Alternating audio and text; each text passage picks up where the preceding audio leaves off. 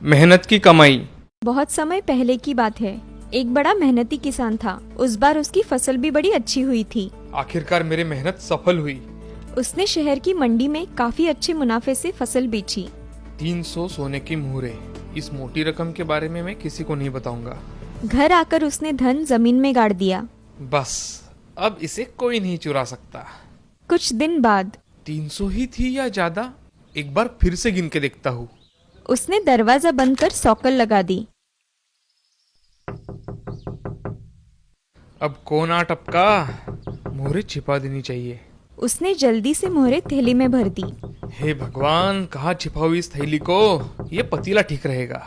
दरवाजे पर उसका मित्र खड़ा था। अरे दोस्त, मैं बाजार जा रहा था, सोचा शायद तुम्हें भी चलना होगा। हाँ हाँ चलो। इतने में उसकी पत्नी भी आ गई।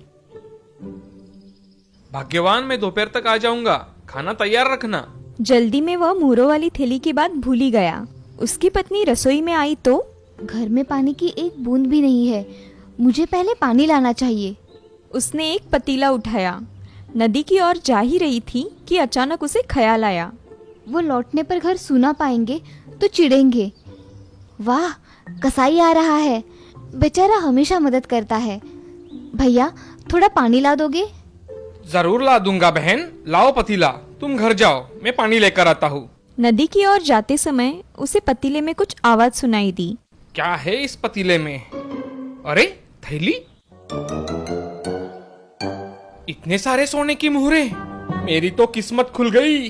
वो पानी की बात भूल ही गया और शहर की ओर भागा। आज तो मैं अपने दोस्तों को दावत दूंगा, दावत। बाजार जाकर उसने एक तगड़ा बकरा खरीदा और लौटते समय मैं भी कैसा मूर्ख हूँ, थैली पर किसकी नजर पड़ गई तो इसे तुरंत छुपा देना चाहिए।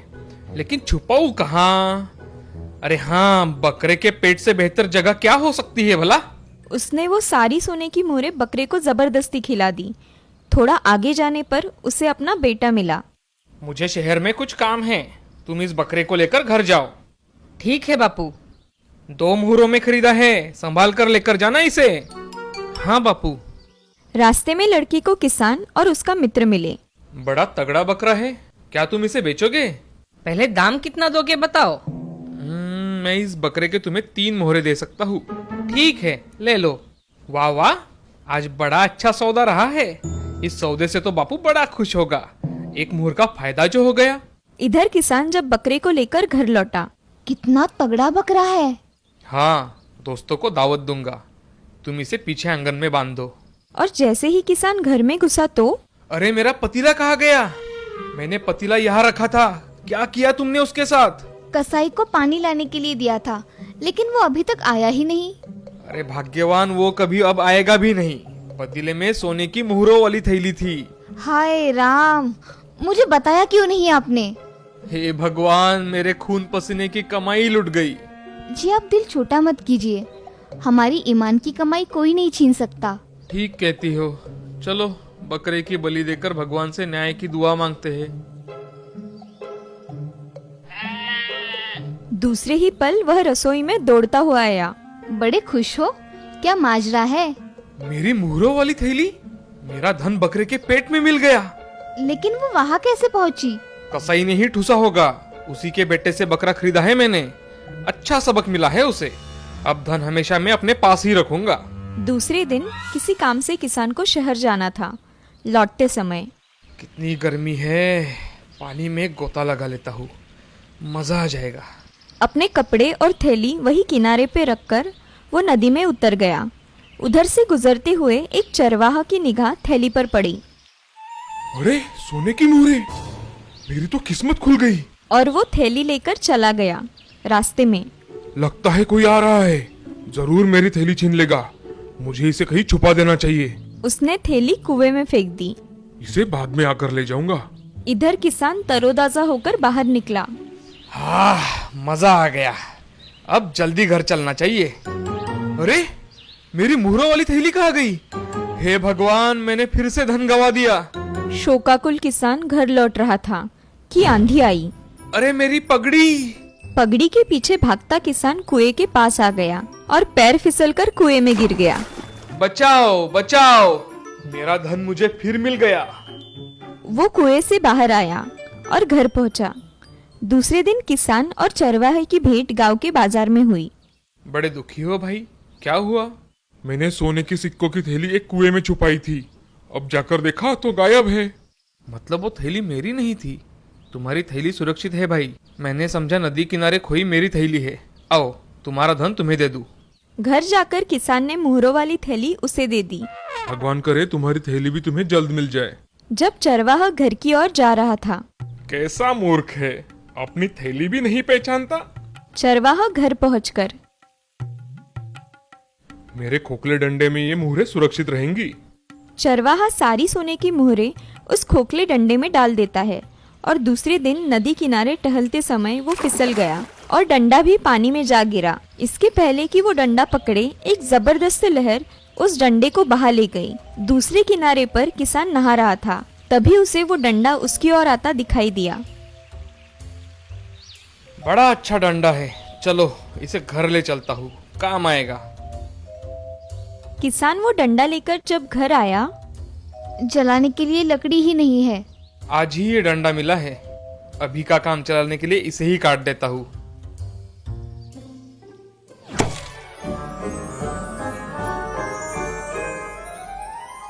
अरे मेरी मुहरें! मैंने 3 बार मेरी मुहरें खोई और तीनों बार मुझे मेरी मुहरें वापस मिल गई। ये सब भगवान की दया है।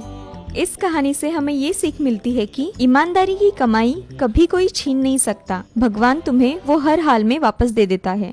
शामलपुर नाम के गांव में नदी के किनारे एक राधा बुढ़िया रहा करती थी। उसके घर में 2 बेटे और 2 बहुएं थी। उसका पूरा परिवार भरा भरा हुआ था, मगर राधा का लालची स्वभाव उसे चैन से बैठने नहीं देता था। बुढ़िया का बड़ा बेटा रमेश और उसकी पत्नी शीला एक स्कूल में टीचर थे। वो दोनों स्कूल में पढ़ाने के लिए घर से सुबह ही निकल जाया करते थे और उसका छोटा बेटा सुधीर उसकी पत्नी रमा के साथ खेती में काम किया करता था। उनके परिवार में कभी कोई नोकझोंक नहीं होती थी। उनका परिवार खुशी खुशी एक साथ रहा करता था। एक दिन राधा बुढ़िया अपने दोनों बेटों को बात करने के लिए बुलाती है। तभी बड़ा बेटा, माँ क्या बात है, तुमने हमें बुलाया? अरे तुम दोनों से कुछ बात करनी थी, इसीलिए मैंने तुम्हें बुलाया था। मुझे तुम दोनों से कुछ पैसे चाहिए थे। ठीक है ना माँ, कितने चाहिए बता देना, हम दे देंगे। हाँ माँ, कितने चाहिए बताओ। तुम दोनों मुझे महीने के 2000 रुपए दिया करो। मुझे कुछ लगा तो मैं लेकर आऊंगी। मेरे पास भी तो चाहिए ना कुछ। हाँ ठीक है माँ, मैं तुम्हें हर महीने 2000 रुपये दिया करूँगा। और माँ, मैं भी 2000 रुपये दिया करूँगा। तुम्हें जो करना है वो करो उन पैसों का। मुझे तुम दोनों से यही उम्मीद थी। चलो अब मुझे काम करने हैं, तुम तुम्हारा काम करो। रमेश सुधीर से कुछ बात करता है और दोनों बोलते हैं, ये माँ को क्या हो गया है, ऐसे अचानक पैसे क्यों मांगने लगी है? क्या पता भैया, जाने दो, हमें बहुत काम है, चलो काम करते हैं। हाँ चलो। ऐसा कहकर रमेश और सुधीर अपना अपना काम करने के लिए चले जाते हैं। तभी रमेश की पत्नी शीला और सुधीर की पत्नी रमा रसोई में कुछ काम करती है। तभी रमेश शीला से, क्या मेरा टिफिन तैयार है? जी हो गया है, ये लीजिए। ऐसा कहकर शीला रमेश को टिफिन दे देती है और खुद भी तैयार होने चली जाती है। अब ऐसे ही बहुत दिन बीत जाते हैं।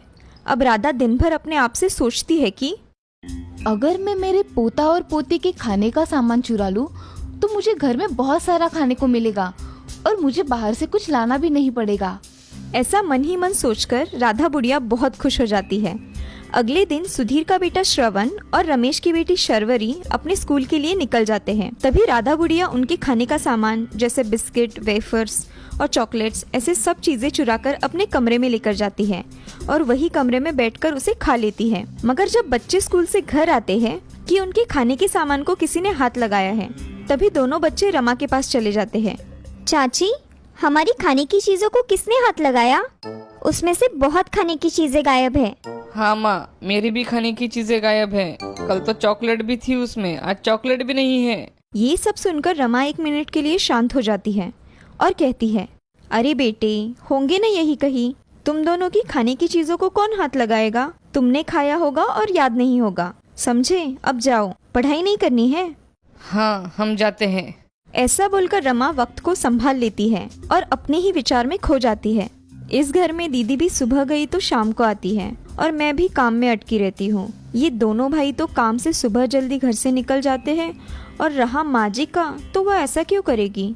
नहीं नहीं, मैं ऐसा कैसे सोच सकती हूँ? माँ जी क्यों बच्चों का खाने का सामान चोरी करेगी? मैं कुछ ज्यादा ही सोच रही हूँ। ऐसा सोचकर रमा अपने काम में लग जाती है। अब ऐसे ही बहुत दिन बीत जाते हैं। एक दिन बाहर एक आदमी आया था। वह 3 साड़ियों पे एक पतीला बेच रहा था। तभी राधा के मन में बैठे बैठे विचार आया, अगर मैंने इन दोनों की पुरानी साड़ियाँ बेच डाली तो मुझे बहुत सारे पैसे मिलेंगे और मैं कुछ खाने का सामान ला सकूंगी। नेक काम में देरी नहीं करनी चाहिए राधा। चलो, पैसे कमाने का यही सही तरीका है। ऐसा सोचकर राधा अपने बहुओं की साड़ियाँ उस आदमी को बेच डालती है और उसके बदले में कुछ बर्तन खरीद लेती है और रमा को आवाज लगाती है, अरे ओ बहू, ये लो, मैंने तुम्हारे लिए नया बर्तन लेकर आई हूँ। ऐसा कहकर राधा वह बर्तन रमा के हाथों में दे देती है और रमा राधा से कहती है, माँ जी, ये आपने कहाँ से लाए? इनकी तो कोई जरूरत नहीं थी। हमारे घर में बहुत सारे बर्तन हैं, इनकी कोई जरूरत नहीं है। मुझे दिखे तो मैं इन्हें लेकर आई। तुम्हें नहीं पसंद तो लाओ, मैं वापस कर देती हूँ। अरे नहीं माँ जी, मुझे अच्छे लगे, मैं इन्हें रख लेती हूँ। ऐसा कहकर राधा अपने कमरे में चली जाती है और उन साड़ियों को बेचकर जो पैसे आए थे उन्हें देख बहुत खुश हो जाती है। वो सारे पैसे अपने संदूक में छुपा के रखती है और उसके साथ उन दोनों की कीमती साड़ियाँ भी अंदर रख देती है। मन में कुछ और सोचने का विचार करती है। राधा का लालच दिन ब दिन बढ़ता ही जा रहा था। उसे पता नहीं था कि ये सब बातें घर वालों के नज़र में आ सकती है। दूसरे दिन शीला अपनी साड़ी पहनने के लिए ढूंढती है, मगर उसे नहीं दिखती तो वो रमा के पास आ जाती है। अरे रमा, मेरी 2 साड़ियाँ तुम्हारे पास है क्या? नहीं दीदी, मैं भी आपसे पूछने आने वाली थी कि मेरी वाली साड़ी आपको दिखी क्या? अरे, मेरी साड़ी तुम्हारे पास नहीं है तो कहाँ है? और तुम्हारी भी कोई साड़ी मेरे पास नहीं है। दीदी, पिछले कुछ दिनों से घर में कुछ अजीब ही हरकतें हो रही है। मगर क्या अजीब हो रहा है? दीदी, कुछ दिनों पहले बच्चों का खाने का सामान गायब हो गया था और कल हमारी साड़ियाँ, और कल ही माँ जी ने बर्तन भी लाए जो कि उनकी कोई जरूरत नहीं थी। माँ जी ने बर्तन लाए? हाँ दीदी, यही तो मुझे कुछ ठीक नहीं लग रहा। हमें सावधान रहना होगा जिससे किसी को हम पर शक ना हो और हमें घर में क्या हो रहा है ये भी पता चले, समझी? जी दीदी। ऐसा कहकर रमा और शीला अब घर में चौकन्ना होकर सारा काम किया करती थी। एक दिन रमा अपना काम कर रही थी और सभी और नजर रखकर थी, मगर उसके हाथ कुछ नहीं आया। अब ऐसे ही समय बीतता चला गया, मगर घर में छोटी मोटी चोरियां होती ही रही, मगर किसी को कुछ पता नहीं था कि ये सब कौन कर रहा है।